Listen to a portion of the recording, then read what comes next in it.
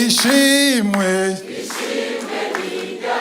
Yesu ishimwe ni ryawe ishimwe ni ryawe Yesu Mwami Mana yacu waraturinze uturinda umujinya wa Satani uturindira muri iyi si ishaje uraturinda ni twese hamwe ishimwe Yesu ishimwe ni ryawe ishimwe ni ryawe Yesu wagaragaje kwawe uraturinda ni subiramo wagaragaje kunesha kwawe uraturinda nidapfa muri iyi minsi bitangaza bamenye kudahindu ishimwe ishimwe ni ryawe ishimwe ni ryawe Yesu Kristo ishimwe ni ryawe turaje imbere yawe twizera kuri Imana turizera kuri Umukiza turizera ko atakintu na kimwe kibaga imbere yawe ndakwezi uyu mwanya tugiye kwinjiramo umwanya w'ijambo umuntu azatungwa n'umutima gusa ariko n'ijambo ryose rizo mu kanwa kawe urakoze kuri uyu mwanya uduhaye ndashaka mbi igikoresho wivugire turashaka kingura ijuru imbuto yawe ibiye mu mitima yacu kandi zive mu ivyama urakoze Mana ndagushima ndafashe autorite ku mpwemu mbi zose esprit d'endurcissement ndayirukanye mu kano kanya ndatwinsinzi wigaragaze cyose cyose kibi cyawe mu izina rya Yesu indirimbo nirimba ngashaka sishaka guhagarara umuntu ashaka twibandanirize tuandanye cyangwa dufungure cyangwa tuandanye dufungure bon appétit Imana ishimwe ijambo tukuma gusangira no munsi hageze ndabaza Imana imaze kuri iryo jambo nabaje mpemo yera none yakwere niyo ushaka mvuga ati genda uvuge ndabivuge gute genda ufate micro ugura kanwa ndaza kuvuga ngomba kwa mirongo yampaye ibisigaye ni muhemu yera dufasha haleluya pio Luka 13 murongo 6 arakangutse kandi abacira umugani Yesu aca umugani habaye umuntu yari afise umusukoni watewe mu ruzabibu rwiwe araza awurondera kw'isukoni nashaka tutahure ngaha ni umugani Yesu ko aravuga arigisha mu mugani murazi ko Yesu yakunda gutanga mu migani sivyo yo bita parabole ndashaka by'ukuri ngenda bukebuke dutahure icyo muhemu Imana ashaka dutahura yababwiye umugani habaye umuntu yari afise iki Mana majambo ni propriétaire w'itongo nyene itongo ufise itongo nibirimo n'ivyawe sivyo rero uwo muntu tuza kumenya ari we hari umuntu afise itongo hama yari afise umusukoni tuzi mu Kirundi abari ntibazi uce umusukoni fata ko ari igiti canke icamwa canke ikintu tutazi sivyo cya kintu cyitwa umusukoni fata umwembe fata avoka ivyo ushaka komeza abwira umukozi w'uruzabibu ati raba none ni imyaka 3 nza kurondera isukoni kuri uyu musukoni sinzibone nyari tongo abwiye nde tugenda bukebuke abwiye nde mukozi umusanzwe hariho nyari tongo hakaba n'umuntu ajera itongo sivyo yabwiye rero uje itongo ati haciye imyaka ingahe nuvuga yuko yararindiriye ageze kuri 3 ans yari ihanganye agera ahantu bimugeza ahantu cyo cyambere aza kurondera iki mu Gifaransa bavuga ngo aje kurondera fruit ivyamwa by'umusukoni. Umusukoni ni kimwe ariko uragira ivyamwa, sivyo? Amen. Ivyamwa ni mu Kirundi abanyarwanda bavuga ngo imbuto. Ivyo twita imbuto bo babiza n'ivyamwa. Ivyamwa ni semence kabana fruit. Rero aza kurondera fruit cyangwa icyamwa cyavuye ku musukoni. Komeza. Uce. Oya, wahejeje seti. Wahejeje? Pas encore. Uce. Ugasarira iki aha hantu? Ugasarira iki? Ugasarira no kuvuga iki? Gufata ikibanza, occuper. Hano majambo tufate musikoni ariko tufate n'iki kintu abarundi bumva n'iki? Umwembe, igiti cy'umwembe. Abarundi bakunda umwembe, bakunda iki? Igori. Ivoka. Bashaka mukura amavoka, gusoma ibigori. Sha. Ayo mavoka yanyu. Okay, amavoka, igiti cy'amavoka. Kubera iki icyo giti kigarira ngaho cyo kipa. Ko kipa no kuvuga iki? Sukuhaba gusa. Icyo giti nimba mo igiti gifite amashami asa n'urwatsi rubisi ari vert. No kuvuga iki? Kiriko kirakwega. Kyo kirakwega ubutunzi bwo mwisi. Haji wogenda guca imizi ajya amababi asa n'urwatsi rubisi yo shasa gute? Umuhondo, jaune. Avuye kuri vert cyasa na jaune. Kubera iki? Nta buzima. Etangura kwa jaune uko iminsi igenda azogira igihe yume yose ahere n'igiti gihere cume. Ariko iki giti akora avuga cy'umusikoni cyuzuye iki? Ubuzima. Kuva yuko rero icyo giti kiyo kira profita. Vuga ati profita. Profita. Muko muna profita namwe. Maza kwisanga muri musikoni mwese. Kiko kira profita, kiyo kiraronka akayaga, amazi, ubutunzi buri muri yo tongo. Kumbura nyiri tongo yaranabivomera imvura itaguye. Wahejeje mu windwi? Uhejeje. Ati iki kibazo rero ngo kubera iki kigasarira? Pourquoi occupe-t-il la terre inutilement? Murongo munani. Abwira wa mukozi w'itongo, vigneron mu Gifaransa. Nawe aramwishyura atenda mugenzi. Ureke uyu mwaka nawo. Ubwa mbere hakiye amyaka 3 nyene itongo arindira ko abona ivyama kabura. Umwaka wa mbere arabura, umwaka wa kabiri arabura, umwaka wa gatatu arabura. Cyabwira rero she umukozi wiwe, umukozi atunga itongo ati rero reka tugice ubutunzi twafata ubu ikindi giti kimara ikintu kivamo ivyama, sivyo? Ariko umukozi umucunga itongo acara interceda. Vuga ko interceda. Acara vugira umusukoni. Avugira gute? Murongo munani. Nawe aramwishyura ate enda mugenzi. Ureke uyu mwaka nawo.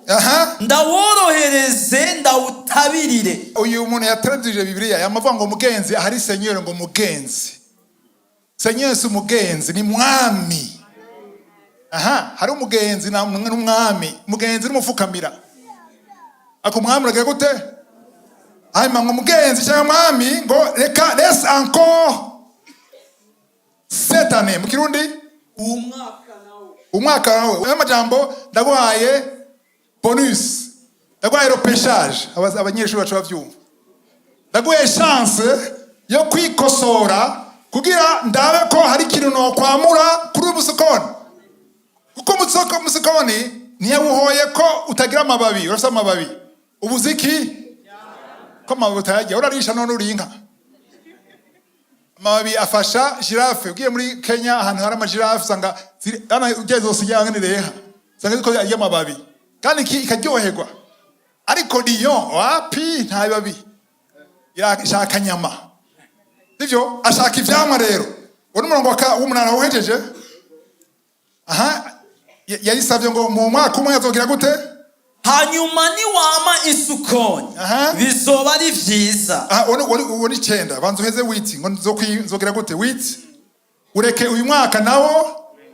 Enda ureke uyu mwaka nawo ndaworohereze ndawutabirire. Ndawutabirire kugira abanyabujumbura ntibavyumva ivyo. Utabirira ni iki? Mu Gifaransa bavuga ngo je creuserai tout autour. Zo kwimbira uhande hama ngira iki ngo et j'y mettrai du fumier nzoshiraho iki okay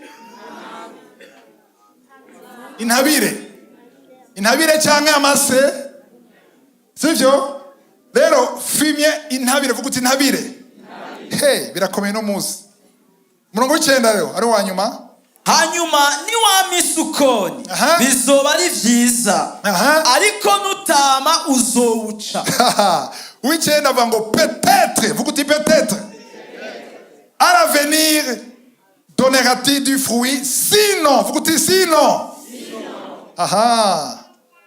tiro coupera rero ko basigure none ko mukubona ndantu iki bisukoni nako razana izo ntabire turi Bujumbura Yesu ko avuga ibintu biraba abantu kandi nimba byanditse muri Bibiliya nawe birakuraba uno munsi nyanitongo ninde Imana data uyacunze itongo ninde Yesu umusukoni ninde wewe nanje abantu babiri mu bantu bangahe no vya amen mushaka komisikoni Imana ko yatwereka ijambo ry'Imana ko yatwereka yuko inyigisho itwereka yuko Imana yacarindiriye vuga uti aracarindiriye niyo titre aracarindiriye nimba waramuhaye ni sawa ariko nimba utaramuha aracarindiriye haleluya arindiriye kumuha iki ivyamwa turaza kwibona mu nyuma mu Heburayo 13:15 mu Gifaransa na Arsene yigeze kwavuga ko araronka amasengesho nuko na ntajyo kwameduha ikimazi cyangwa itambo ciki mu Gifaransa avuga ngo par lui offrons sans cesse à Dieu un sacrifice de louange amen bachasigura sacrifice de louange cyo bisigura ni le fruit des lèvres qui confesse son nom ndabisona mu Kirundi Asero mengo yari aravyingisha danje mbere kuza ngaha ibi byose yakora bisoma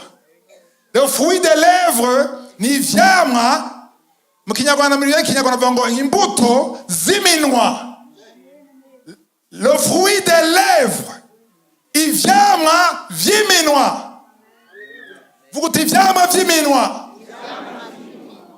Asero yavuze ngo kiretse kiragi cyonyene ngaha nimba utari muragi urashobora gutanga ivyamwa vyiminwa nimba wizera Yesu Kristo nk'umwami n'umukiza rero ngo ivyamwa vyiminwa ngo vyatura bikonfesa bivuga izina ry'Imana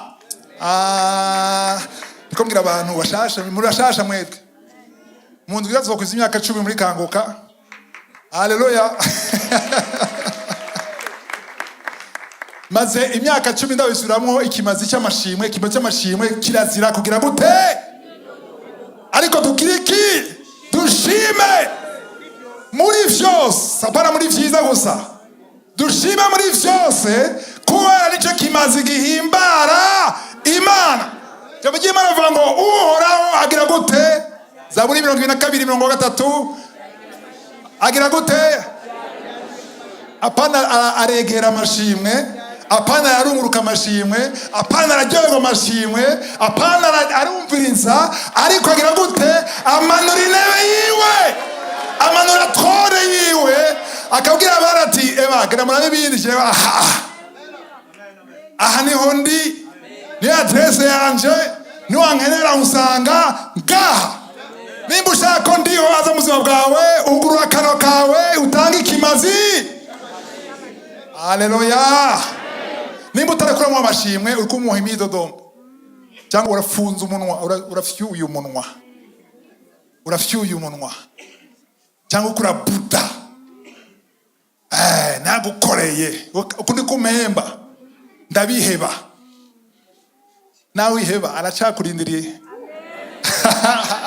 aracarindiriye yuko utabura yuko igihe cyose uvyutse mu gitondo wavyutse mu gitondo ugasanga urahema urahumeka ukigorora amen ugasanga amaguru yawe aracyayisa sensible, amaboko yawe ari sensible, ugasanga mu kanwa kawe amenyo yashakomeye, amaso yawe arabona, amatwi yawe arumva, uramotegwa, urahumurirwa, urashonje. Mana warampevye. Nutahura igituma utotahaye, nutahura igituma ufite amababi ni kuvuga iki? Atotahaye ni kuvuga iki? Nutahura igituma washoye kuva mu gitanda batagukweze, batagufashe, ukashira ukuguru kumwe hasi, ugafata ukundi ukagushira hasi, ugatambuka, ukigorora, ugahindukira, ukarambukiyo, ugasanga uracyari muzima. Hanyuma ukidodo, Mana warampevye. Menga ko vuga ubuntu busanze, ariko nimba wewe ushobora guhonyora, hari abadashobora guhonyora, hari abadashobora kuvyuka bataje kubaterura. Amen. Hari abaryama ntibavyuke, hari abatacumva ibiri kurumva, hari abatabona ivyo kurabona, hari abadasonza batagira apeti, hari abaraye ijoro ryose, waraye uragona, hari abaraye ijoro ryose bakanuye. Iyo vyose ufise watanze iki? Ni iki wahaye Imana kugira ubironke bariya batabifise babibure? Jambo bavuga ngo tout don parfait, ingabire yose nziza iva mu ijuru kwa Data, ahatari ombre de variation. Nta kintu na kimwe iki kimwe kiza ufise utahawe. Jambo ry'Imana arandika Paulo mu Korinto, amen, ariko nabakabishije 4 murongo w'indwi, niki ufise utahawe? Nimba atakihari, nimba uragihawe, kubera iki wifata nk'uko utagihawe? Kubera iki wishira hejuru nk'uko utagihawe? Rero ushaka umaze namaze imyaka 3 gusa, ushaka umaze imyaka 10, ushaka umaze imyaka 5, ndiyo yakuremye arindiriye ko wibuka na gatoya yuko nimba ufise nawe upanze, uri kwidoga ngo nta nzu ufise, nta titre de propriété mfise, ariko hantu uba waguye he? Imyaka ngahe ngena na bisi, aya bisi wayakuye he? Bisi mwanya wose gutonda, ndabona ndashira gutonda, ariko urafisa uza kuriha. Nimba ubutonze hari ikintu mu mufuko, aradashira gutonda uko hagaragara. Ndashizo kwitwaza kuko icyo ufise cyose ni ndiyo kiguhaye. Icyo hawe ushime, igihe cyose ushime kuvyo Imana guhaye. Hari icyamwa uhaye Imana ishonje. Imana irashonje amashimwe yawe, Imana yashaka amashimwe yawe. Imana ndiho, Imana aremye vyose, ashobora vyose, afise vyose, arikwije, nta na kimwe abuze, nta kintu na kimwe yiteze kubona w'umuntu kiretse kimwe gusa. Icyo Imana iteze kuri wewe ni icyo yonyene idashobora kwiha. Imana yabonye ko atari vyiza ko yishira hejuru, ishirema abantu kugira bayishire he, n'abamarayika bayishire he. Rero nimba ari ikintu yihaye idashobora kwiha, nishimwe rivuye mu kanwa kawe. Haleluya. Eske mwaza ko umuntu atagira kanwa? Birashoboka ko ari malformation. Mugabo kwiri ubone uzonda kuja kurondera kuri internet, eske hari umuntu monyereka ifoto, hari mwaza ko na wewe gutya asa amaso asa amatwi nta kanwa afise, mwaza kumubona ahari ni malformation, ariko akanwa wahawe sako gufungura ubwa mbere, sako gufungura murabaye desi, sako kuvuga ubwa mbere naho gushima Imana, gufungura no kuvuga biza inyuma yo gushima Imana. Amen. Nta muntu n'umwe afite akanwa adafungura, amen. Naturellement bose barafungura, ariko akanwa kawe Imana ikikarema yiyumvira ikintu kimwe, yiyumvira ishimwe rija kuri yo, rivuga ubunini bwayo, rukavuga ineza. Haleluya. Yohana 15:5. Ni jewe muzabibu, ni jewe muzabibu, namwe muri amashami. Aha, ninde muzabibu? Muzabibu ni kia, ni tronc, sivyo? Afika turiki? Turiki? Amashami. Amashami, ariko amashami nta muntu ashobora kurya amashami. Indaje amashami. Urya ivyamwa bivuye ku mashami, sivyo? Jene muzabibu namwe murayiki? Aha, komeza.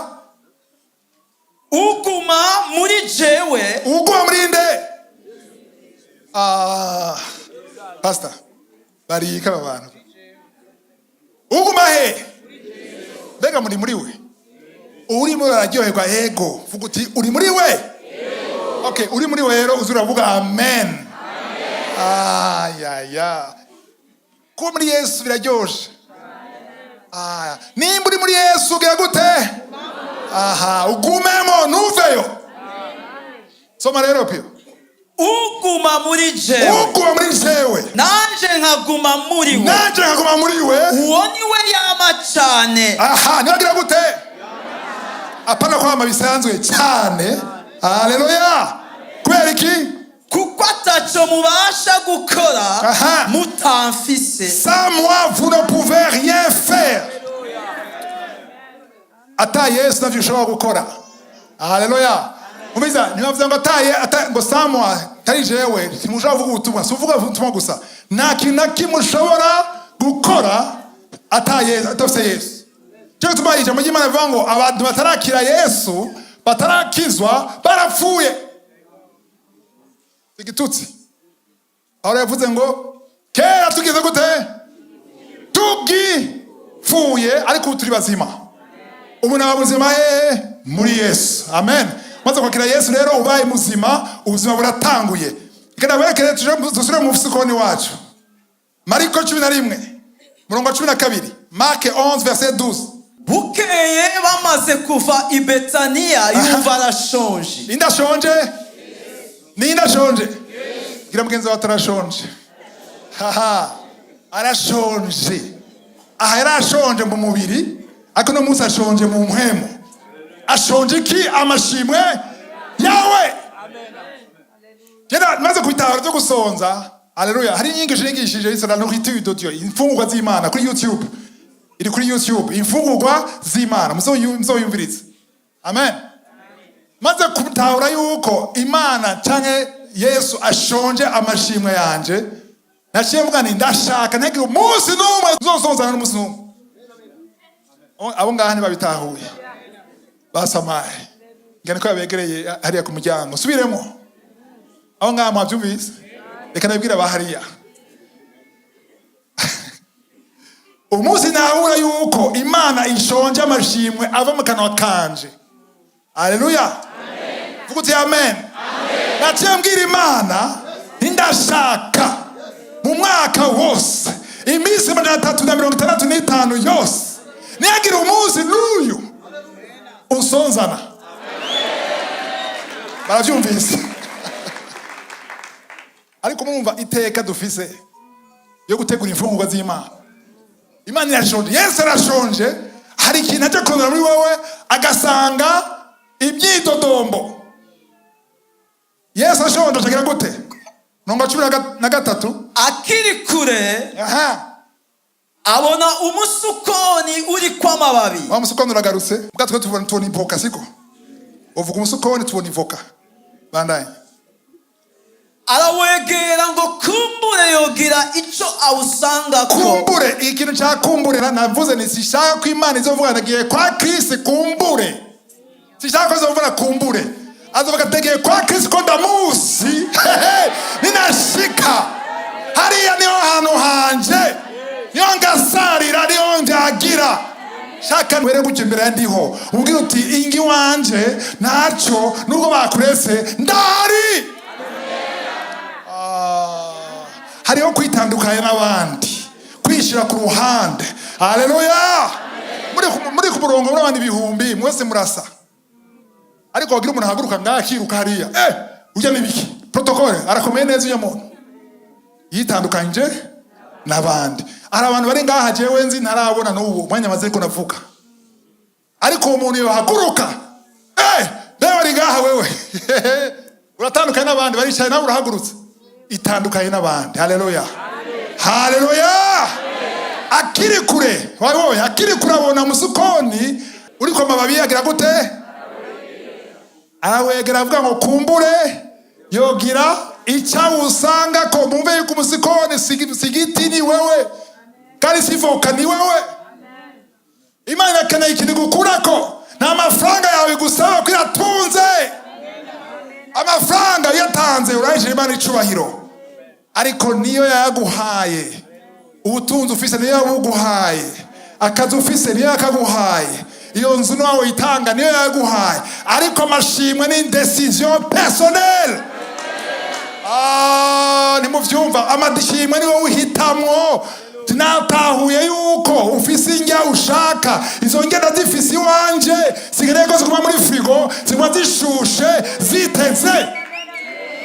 Kumbure Jesse yo kumbure iri kuri bamwe je navyo Imana Jesse shakugira kumbure uko umwanya wanje masengesho mara 80% w'umwanya ndi muri gutogotesha. Haleluya, gutogotesha imfungurwa zandiho anezegwe avuga aturimibe avuga ati yahosha umuhungu wanje uko ndagereza kuba ko ndabatera ifuhe nziza yo gushima Imana yo kuba umuadorateur. Haleluya, kumbure yogira icyo usangako awushitseko ntiyagira icyo ubonako. Oh no, atari amababi. Ayaya, hari igihe Imana wewe nimba wakiriye Yesu imenye ko Imana yamiguza kugenera yiteze ko kumbure ishitsi gasanga uragaye n'igifuwa uri kuri doga ngo imishatsi yacitse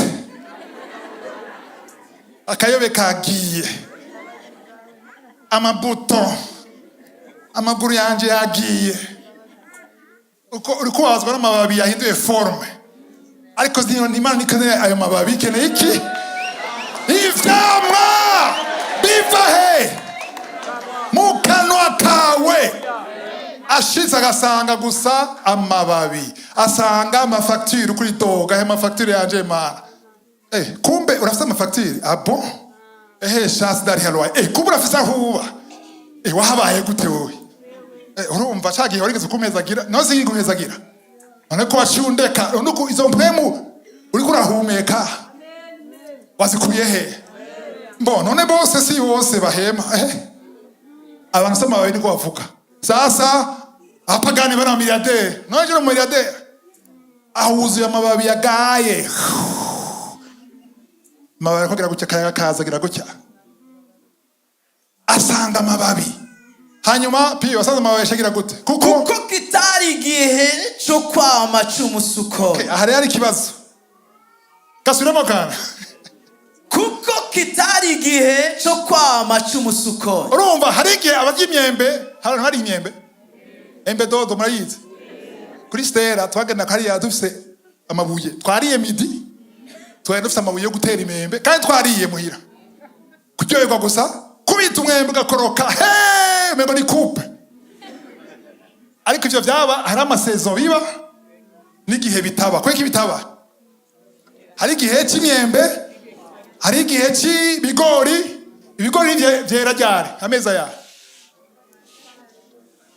nta bantu ntabamanutse bari ngaha ibigori ryari sezo y'ibigori mu kwa mbere kwa kabiri hama mu kwindwi ibigori navyo birashaka kwibona. Nabwire hariho periode ushaka guca kwibarabara ukabona no kwerotsa ibigori wiuno, ariko hariho ubundi kwezi wohaca nta n'ikigori na kimubona. Kubera iki? Sigihe cy'ibigori. Urumva Yesu ikosa ry'ibigori. Aha yavoka bamwe bakunda voka ihe ni wewe uyakundi voka ubya Gitega wewe aregere Gitega. Okay, rero amavoka yera ryari ukwezi kuwe?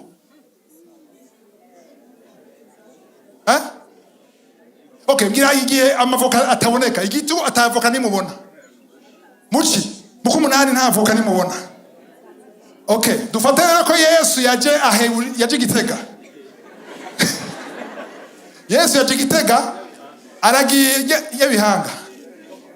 Acaragera Gitega, abone umwembe, igiti cy'umwembe. Agaca yegera icyo giti cy'umwembe, yizeye ko kumbure yohasanga iki? Umwembe. Agasanga nta mwembe, hari amababi gusa, nta mwembe uhari. Ikosa ni ryande? None Yesu yasanze umusukoni, yasanze atavyama kwera si gihe cyayo. 14 yacegera gute atindira. Yesu yavuga ngo nta kundi, si wewe musukoni, si kosa yawe murundi wari kuma ndagiye. Yavuga Yesu agize gute? 14 arawubwira ati ntugapfe, hari uriye ku sukoni zawe. None majambo arawuvumye, awuhoye arawurenganije. Ntaburenganije none. Si kosa ry'umusukoni. Yagira umuntu n'umwe abwico giti azogira gute? Ntugapfe, hari uriye ku sukoni zawe. Uhereye ubu ugashitsa ibihe bidashira. Abigisha wewe bagira gute?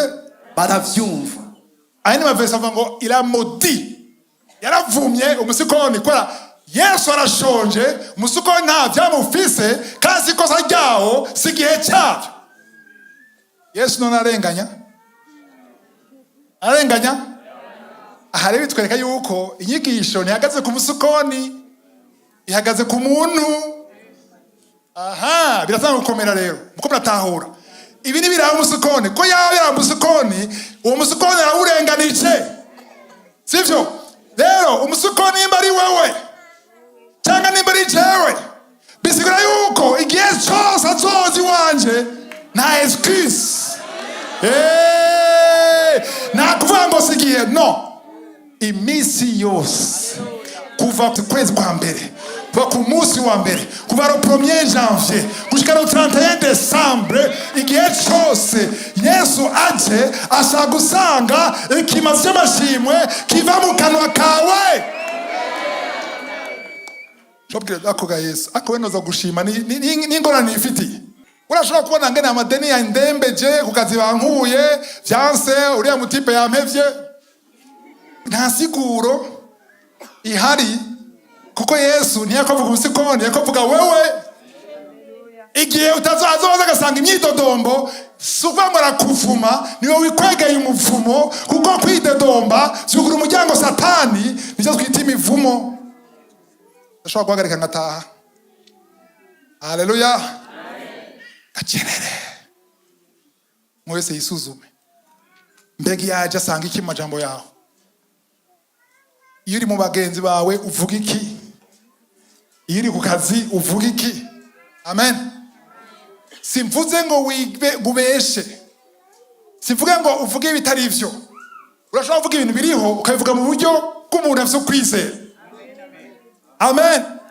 Urashobora kuvuga uti sanze imirongo itondeye igitoro, ariko Imana yatubona bizohera tuko turasenga. Iyo ni imvugo y'umuntu afise ivyamwa. Utagira ijambo avuga gute? Ariko gahe mu Mana, ariko mfira muri iki gihugu nyene. Umuntu atagira ivyamwa avuga situation ukwiri, agashiraho point. Umwadohatewe na point ashiraho, avuga ati uko bisa kose aya magufa ndayabona, ariko wowe uvuze ijambo rimwe gusa, wowe wazuye Lazaro ukamukura mu bapfuye amaze iminsi 4, wafashe umukungugu bakuramo umupogare nka Adamu akomeye afite ubwenge, ukamukuramo igufa, iryo gufa ukarihinduramo umugore, igitoro vyakweri. Aho n'umuntu rero azi kwihangana. Imana avuga ati ntaco nawe bitevye. Haleluya. Mbega nabwiye yuko icyamwa kitaraboneka ku giti kiba kiri mu kuzimu, mu ivu. Kiri mu ivu, kizofata umwanya kugira giseruke. Ijya amavuko ukunda nta waje ngo arashirako, yavuye hasi araca mu giti aratuga kubera ubuzima buri mu ivu mwitongo. Ari ubuzima naguhaye, niba nakijijwe hari ubuzima muri wewe. Birabaza Imana yabonye kufite ubuzima ariko ntugire ivyama, ama ivyama. Haleluya, haleluya. Ni kangahe ukwiye gushima Imana? Dimanche, kuwa mbere, kuwa kangahe? Iminsi yose. Mbega maze cyo gusishima iminsi yose bisigura. Amen. Nuvuga yuko uri kugendera kuri ritme y'Imana. Imana ihezagira iminsi yose, igira neza iminsi. Ntimuvyumva. Dusome muri Lamentation n'iki mu Kirundi. Gucira nimba 3:22 Lamentation 3:22-23. Nuko imbabazi z'Uhoraho, nuko imbabazi z'Uhoraho, nuko imbabazi z'Uhoraho cyane ineza y'Uhoraho arizo zatumye tudaherengetezwa, kuko ikigongwe ciwe kidahera. Subiramo. Kuko imbabazi z'Uhoraho arizo zatumye tudaherengetezwa, kuko ikigongwe ciwe kidahera. Ces compassions ne sont pas à leur terme. 23. Chama arigisha uko bukeye. Subiramo. Chama arigisha uko bukeye. Keza ngaho. Uko mwumva piyo? Hari nyuma mwumva? Est-ce que murumva je ko ndumva? Ndavyumva vraiment. Iki kigisha. Ngira bibazo ngo ni cyago ni iki? Wasi vuga tukigongo cy'Imana cyamarigice vuga turaye ngire barejisa. Ako kantu gusa ikigongo cy'Imana, ikigongwe cy'Imana cyamarigisha cyamarigisha uko bukeye. Jewe ariko ijambo ry'Imana rinturira bikanduza ngasanga naduze jenyene ngavuga none abantu turi kumwe. None turi kumwe.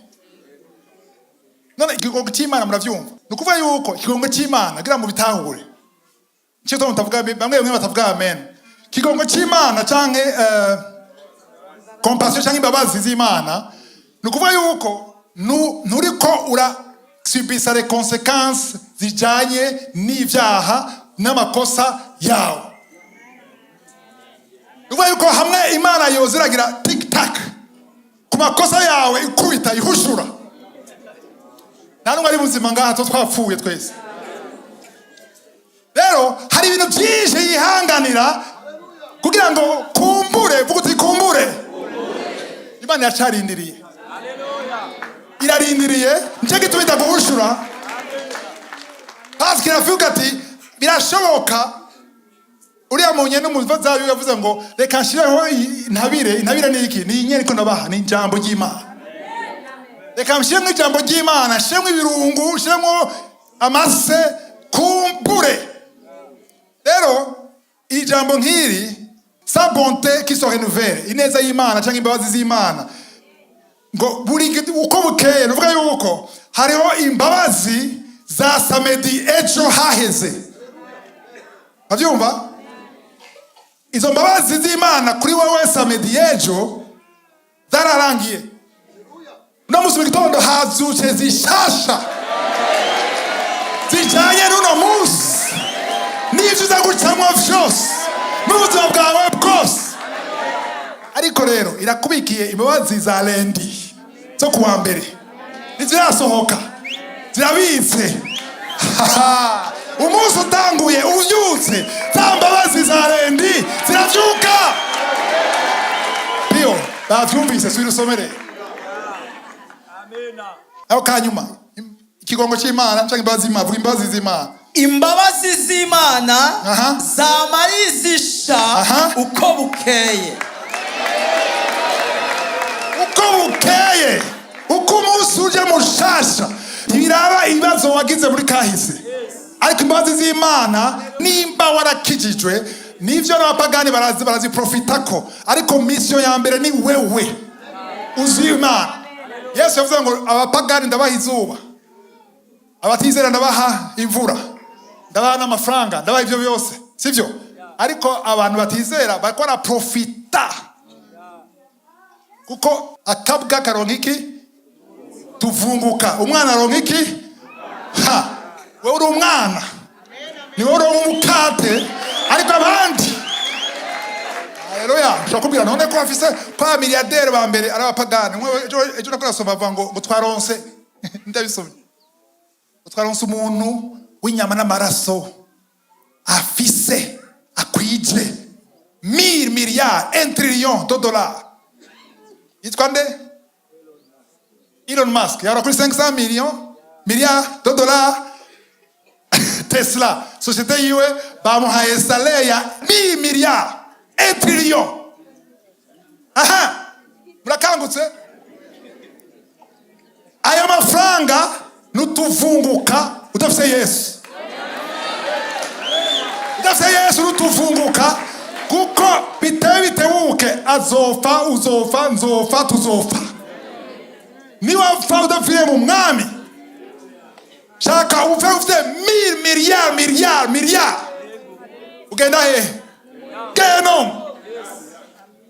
Ariko wundi ifite umukate, afise nyakatsi, yifuka uburengeti wagatotse, ajyama hasi, niyapfa genda he? Paradiso. Aja gusanga Yesu ahari. Ninde mukire, ninde mutunzi muri ababiri? Birambabaza iyo mbonye abana b'Imana bako aramviye abapagani. Mana heraba ndabira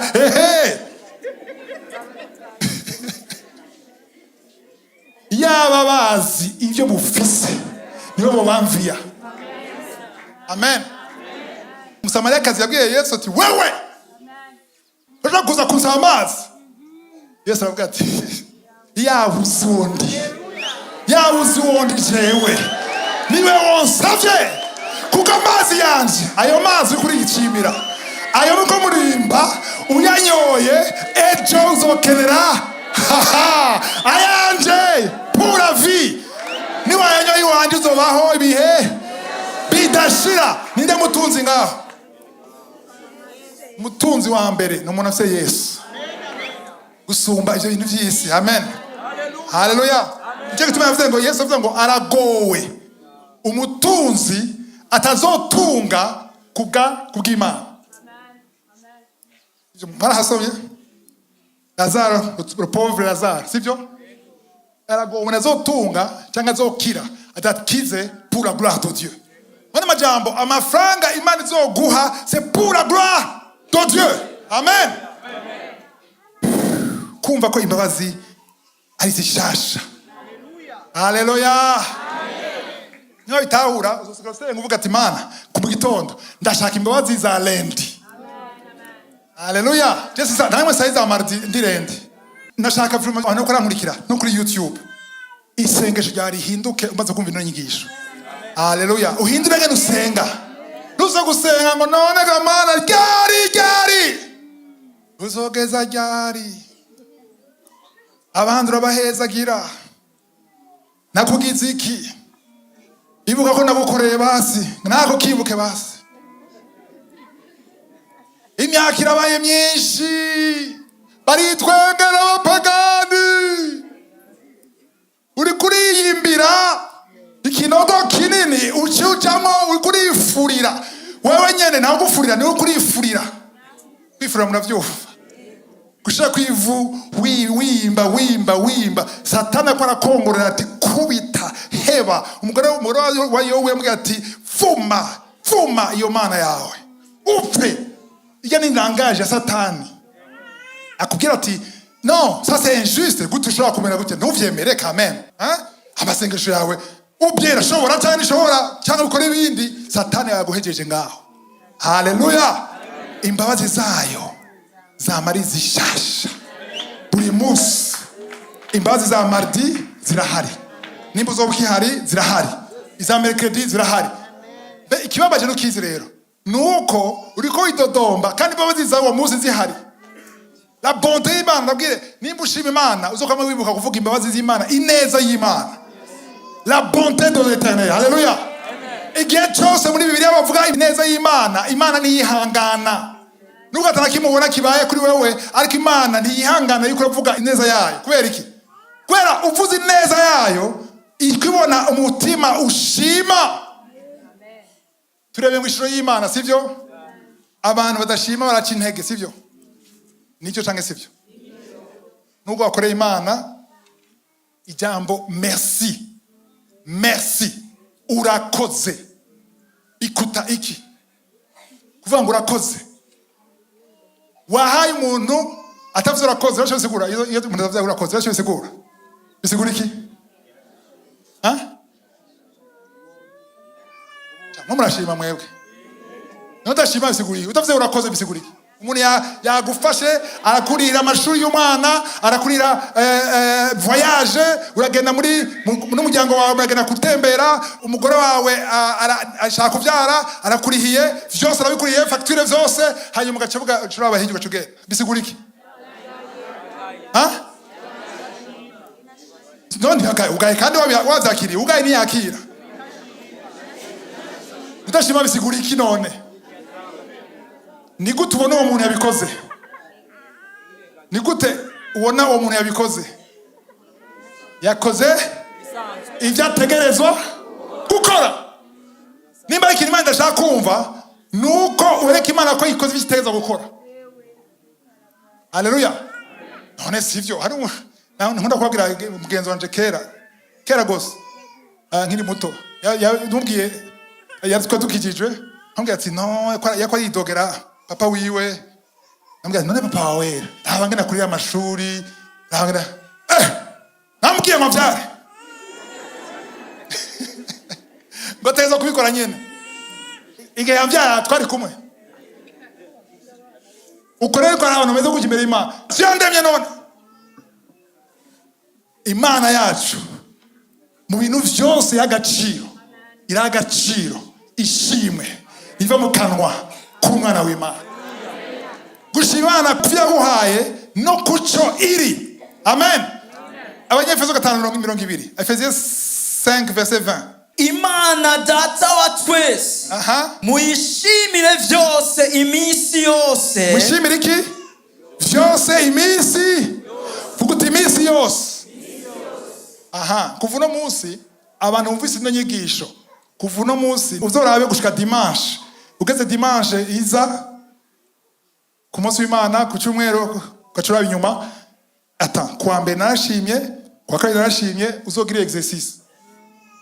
Amen. We uzi neza yuko indwi yose bayimaze kuko ngo dushime iminsi yose. Kwekese yose kuko si bose bashima iminsi yose. Amen.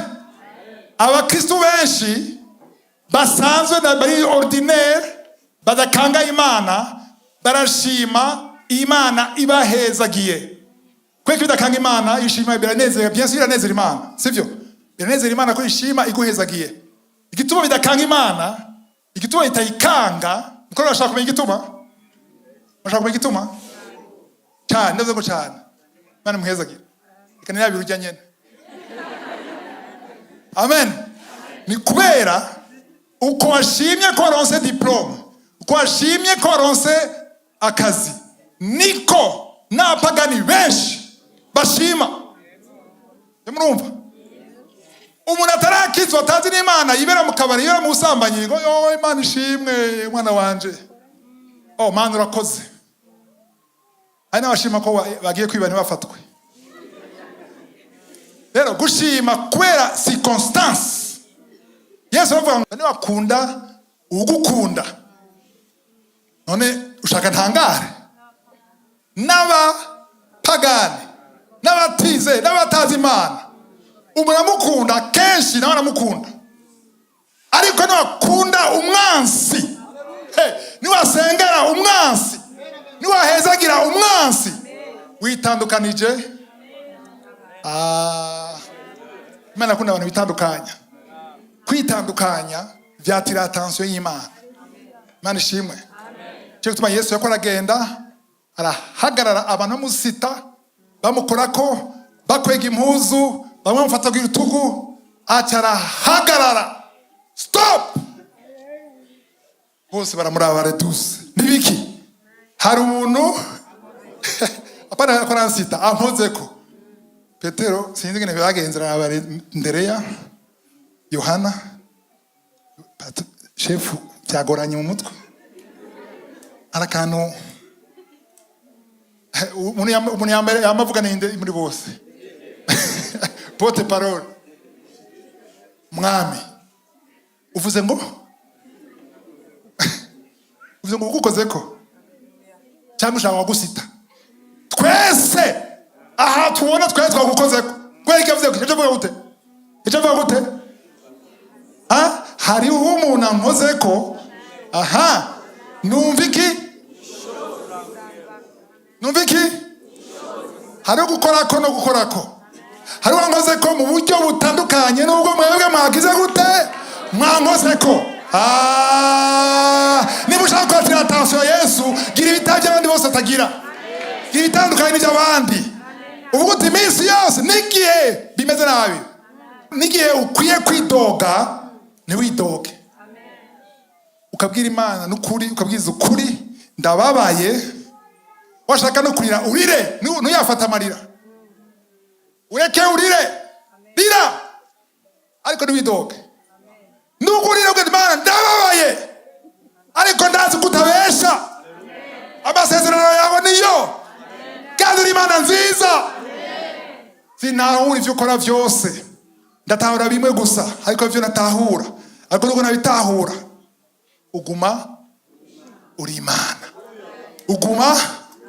Imana haleluya aho rero vuga utaho rero n'Imana yari muri Pakistan ariko irakora ibintu ndavuga ati banza murindire gato kare gahugu ku Burundi hari umuntu ariko arankwega hari ubushobozi uriko burankwega reka David so kwikora mugabo attention yayo haniniya haleluya attention yayo muri Bibiliya tubatwereka yuko asezerano rya kera attention yayo yaguma kuri Israel hari ibihugu byinshi bindi yakoma kuri Israel kubera iki hariho faveur abana b'Imana baronka ariko hariho kwitandukanya muri abana b'Imana nyene ukitandukanya n'abandi.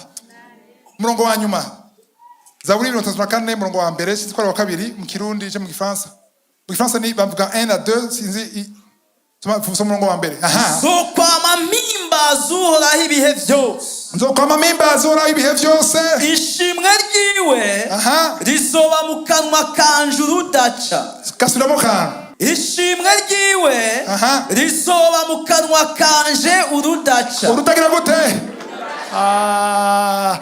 sa louange sera toujours dans ma bouche toujours siguriki mu bihe vyiza mu minsi myiza no mu minsi babaye diplome nzoshima Imana nabuze nzoshima Imana nzorira muga nzoshima Imana haleluya urifata bavuga uti uri Imana uko biri kose nzoshima Imana ibihe vyose haleluya iyi niyo challenge yo defina guhaye no munsi kuva no munsi kuvejo mu gitondo uvyutse amen uvyutse vuga uti Imana ndaje imbere yawe bitaravye amakete ngize imisi ndonka bitaravye amamenase ndonka bitaravye inkurumbi ndonka mu muryango bitaravye umugabo wanje ngene yananiye cyangwa umugore wanje yananiye cyangwa umwana wanje yananiye muri umwanya ndiherereye jewe nawe waramaye akanwa cyangwa gufungura gusa icyambere nuko gushima ndashaka muri kano kanwa wumva ishimwe wumve kuri Imana ko ndakwemera ko ndagushima ko wandinze ko washoboje ucuraba inyuma muri kahise wibuke byabaye cyagiye washima nimba umaze gushima Imana uravye muri kahise uzokwibuka kangahe ugeze gushima cyagiye natawe cyagiye nihebuye cyagiye nataye ivyizigiro cyagiye batwenga cyagiye byari byaparanganye nakubonye nimba urahabaye kiriya gihe nubu ineza yawe yamaho ibihe bidashira, yama yiyubura ku munsi iminsi yose. Ukwiye kubona Imana ushasha iminsi yose, kwa kundi yari nikwiri nirahinduka. N'igihe umubiri wawe udashaka gushima, igihe uvyuka bikanka kuvuga, ariko nuko vyuka kuvuga, gitegeka umubiri wawe utange. Yatanze verse Romains 12:1, umubiri wawe utange ikimazi nk'igitambo kizima. Amen. Ubwira ati wa mubiri we nta shwa ufise, ko bwaje muri wanje, ubwira wa mubiri we nta shwa ufise, ndakwanje icyo ushaka cyangwa icyo udashaka.